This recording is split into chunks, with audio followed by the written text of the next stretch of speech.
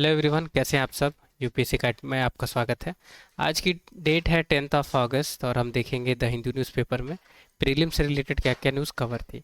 तो सबसे पहले नेशनल एजुकेशन पॉलिसी के रिगार्डिंग न्यूज़ थी, जिसमें समग्र शिक्षा स्कीम के बारे में मेंशन थी। तो हम ये स्कीम को देख लेते हैं।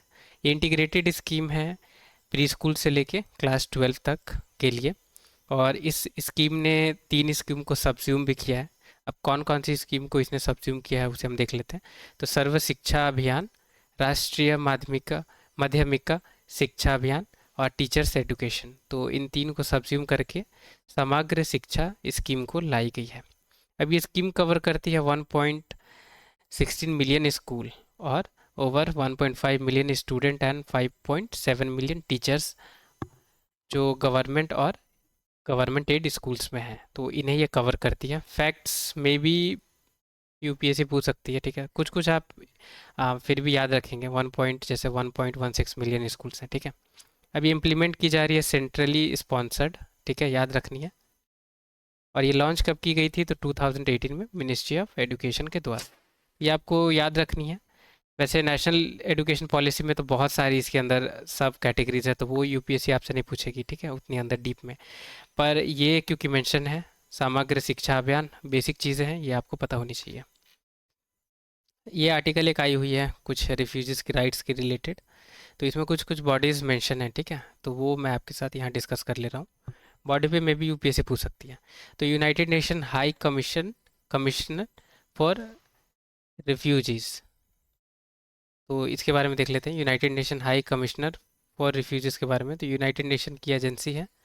अब ये काम क्या करती है? तो एड और प्रोटेक्ट करती है रिफ्यूजीज़ को, जो फोर्सफुली जो डिस्प्लेस जो कम्युनिटीज़ है उसे, राइट, या स्टेटलेस पीपल रहते हैं उन पे ये उन्हें एड और प्रोटेक्ट करती है ये पर्टिकुलर जो कमीशन है।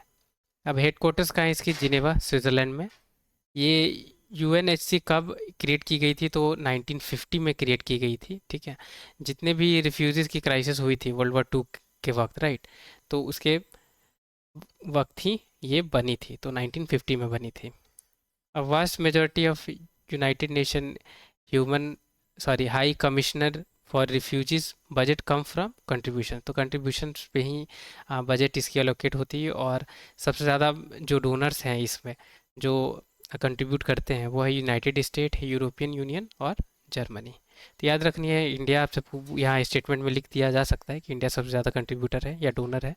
तो आपको ध्यान देना है कि यूनाइटेड स्टेट, यूरोपियन यूनियन और जर्मनी है, ठीक है। हेडक्वार्टर्स कहाँ है? तो जिनेवा, स्विट्जरलैंड। यूनाइटेड नेशन की एजेंसी है, ठीक है। लाइक कब गई की थी? तो 1950 वर्ल्ड वॉर 2 के बाद रिजल्ट में। तो ये कुछ इंपॉर्टेंट है, इसके लिए ये फैक्ट्स आपको पता होनी चाहिए। अब यूनाइटेड नेशन हाई कमिश्नर जो रिफ्यूजीज है, इसे नोबेल प्राइज़ भी मिली है 1954 और 19 1984 के अप्रॉक्स मिली है। यहाँ पे थोड़ी स्लाइड कट गई है, माफ़ी चाहूँगा, ठीक है। तब ये मिली थी। तो इम्पॉर्टेंट है क्योंकि इंटरनेशनल लेबर ऑर्गेनाइजेशन को भी नोबेल पीस प्राइज़ मिली थी, तो वैसे ही इसे भी मिली है। अब ये एक और कन्वेंशन अवेलेबल थी वहीं पे आर्टिकल में, कि convention on the rights of person with disabilities. तो अब हम इसे देख लेते हैं। ये पर्टिकुलर कन्वेंशन है यूनाइटेड नेशन की, ठीक है। तो इंटरनेशनल ह्यूमन राइट ट्रीटी है, याद रखनी है। ह्यूमन राइट्स की ट्रीटी है यूनाइटेड नेशन की, जो डिग्निटी प्रोटेक्ट और राइट्स को प्रोटेक्ट करती है। कोई पर्सन अगर उन्हें डिसेबिलिटी है तो उसे। अब ये अडॉप्ट कब की गई थी? तो यूनाइटेड नेशन जनरल असेंबली के द्वारा 2006 में ये अडॉप्ट की गई थी। तो ये दो पर्टिकुलर न्यूज़ थी। इस पे चांसेस है यूपीएससी आपसे पूछे, क्योंकि अभी बांग्लादेश में, म्यांमार में, दोनों में क्राइसिस हो गई है, राइट। और इसमें तो ज़्यादा फैक्ट्स नहीं है, फिर भी मेन पॉइंट ऑफ व्यू से या प्रीलिम या इंटरव्यू पॉइंट ऑफ व्यू से ये इंपॉर्टेंट हो सकती है आपके लिए। अभी एक सेंसस के रिलेटेड आई है आर्टिकल, तो हम सेंसस देख लेते हैं। Census in India. तो पहले सिंक्रोनस सेंसस कब हुई थी? तो 1881 में हुई थी। डब्ल्यू सी पोल्डन ने इसे किया था, जो कमिश्नर थे, सेंसस कमिश्नर थे इंडिया में उस टाइम, ठीक है। तो 1881 में पहली बार हुई है, आपको याद रखनी है। अब सेंसस को लिस्ट किया गया है यूनियन लिस्ट में, याद रखनी है। और ये 7th शेड्यूल जो इंडियन कॉन्स्टिट्यूशन की है उसमें मेंशन्ड है। तो याद रखनी है 7th शेड्यूल और यूनियन लिस्ट। सेंसस कंडक्ट होती है कैसे, तो सेंसस एक्ट 1948 के द्वारा। अब इसे कंडक्ट कौन करता है, तो ऑफिस ऑफ रजिस्ट्रार जनरल और सेंसस कमिश्नर जो हैं वो इसे कंडक्ट करते हैं, जो मिनिस्ट्री ऑफ होम अफेयर्स के अंदर आते हैं। 16 बार अभी तक यानी 16 टाइम सेंसस अभी तक कंडक्ट हो चुकी है, जिसमें लास्ट जो हमारी इंडिया की सेंसस थी वो 16th थी, जो 2011 में हुई थी। अब आपको मैं एक इन्फॉर्मेशन बता दे रहा हूँ कि हर 10 ईयर पे सेंसस कंडक्ट होती है, ठीक है। तो 17th जो सेंसस होनी चाहिए थी वो 2021 में होनी चाहिए थी, पर किसी रीज़न की वजह से ये अभी तक कंडक्ट नहीं हो पाई है। उसी पे ये आर्टिकल थी। ये एक और आर्टिकल है जिसमें मॉनेटरी पॉलिसी कमेटी की बात की गई है। तो अब मॉनेटरी पॉलिसी कमेटी के बारे में हम देख लेते हैं। तो मॉनेटरी पॉलिसी कमेटी है, यह सेंट्रल गवर्नमेंट के द्वारा कंस्टिट्यूट की गई है। आरबीआई की जो सेक्शन 45 ZB है, इससे इसे कंस्टिट्यूट किया गया है। क्यों किया गया है, ताकि वो डिटरमाइन और अचीव कर सके जो इन्फ्लेशन टारगेट है इंडिया की उसे। अब ये कंस्टिट्यूट कब हुई थी मॉनेटरी पॉलिसी कमेटी, तो याद रखनी है 2016 में। और क्या अभी इन्फ्लेशन टारगेट है इस कमेटी के द्वारा रिकमेंड की गई, तो 4 ± 2%।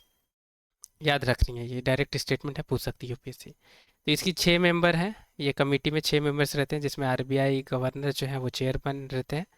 आरबीआई के डिप्टी गवर्नर रहते हैं इसमें, और एक ऑफिशियली नॉमिनेटेड जो आरबीआई बोर्ड नॉमिनेट करती है वो एक मेंबर रहते हैं।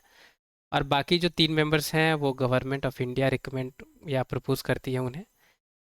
कौन करती है, तो कैबिनेट सेक्रेटरी के द्वारा ये कमेटी चेयर्ड होती है। तो 3 आरबीआई की तरफ से रहेगी, 3 गवर्नमेंट की तरफ से रहेगी, ठीक है।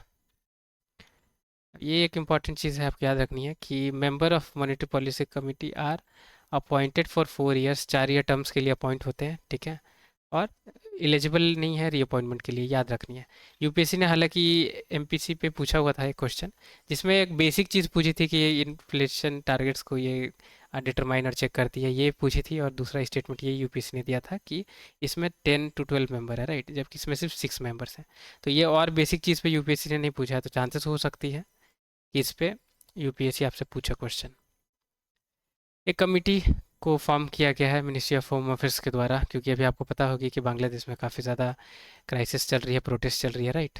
इसीलिए ये कमेटी के नाम आपसे डायरेक्टली यूपीएससी पूछ सकती है, तो याद रखनी है रवि गांधी कमेटी। क्यों है, तो safety of Indians in Bangladesh. Bangladesh में अभी इंडियंस जो है वहाँ पे रिसाइड कर रहे हैं, उनकी सेफ्टी के लिए कमेटी को बनाई गई है। याद रखनी है, पूछ सकती है यूपीएससी कि रिसेंटली ये कमेटी देखी गई है, किस चीज़ से रिलेटेड है, ठीक है। या मेंस में भी आप इसे कोट ही कर सकते हैं कि ऐसे कमिटीज़ भी इंडिया बनाती है, अगर कोई पर्टिकुलर नेशन में क्राइसिस चल रही है तो इंडियंस को प्रोटेक्ट करने के लिए। क्योंकि अभी यूक्रेन में क्राइसिस चल रही है, बांग्लादेश में चल रही है, म्यांमार में चल रही है, राइट, इसराइल में अभी क्राइसिस चल रही है, फिर अभी ईरान में क्राइसिस चल रही है, फिर लेबनान में भी चल रही है, नाइजीरिया में भी चल रही है। तो ये सारी बहुत जगह क्राइसिस चल रही है कंट्रीज में, राइट। तो चांसेस हो सकती है कि ये सारी जो इंटरनेशनल क्राइसिस हो रही हैं, राइट, या इंटरनेशनली कन्फ्लिक्ट्स जो हो रही हैं पूरी वर्ल्ड में, तो इस पे मेंस में आप क्वेश्चन देख सकते हैं। ये कुछ ड्रग्स हैं जो पर्टिकुलर इस न्यूज़ में अवेलेबल थी कि India to roll out new treatments regime for drug resistance tuberculosis, ठीक है। तो ये कुछ ड्रग्स हैं जो यूज़ की जाती है ट्यूबरक्लोसिस में। तो जैसे बीटाक्यूलिन या प्रीटोमेनिड, लाइनजोलिड और मैक्सीफ्लॉक्सिन, ठीक है। यूपीएससी पूछ सकती है कि रिसेंटली ये देखी गई है किस चीज़ से रिलेटेड है, तो ये ट्यूबरक्लोसिस ड्रग्स है। वैसे इन जनरल आपको पता होनी भी चाहिए, ठीक है, ये जनरल इन्फॉर्मेशन है, तो आप इसे याद रखें। Thank you so much video को वॉच करने के लिए। वीडियो आपके लिए यूज़फुल अगर रही हो या पसंद आई हो आपको, तो लाइक ज़रूर करें। चैनल पे नए हैं या अभी तक सब्सक्राइब नहीं किया तो प्लीज़ चैनल सब्सक्राइब करें। टिल द टाइम के लिए take care, have a great day ahead.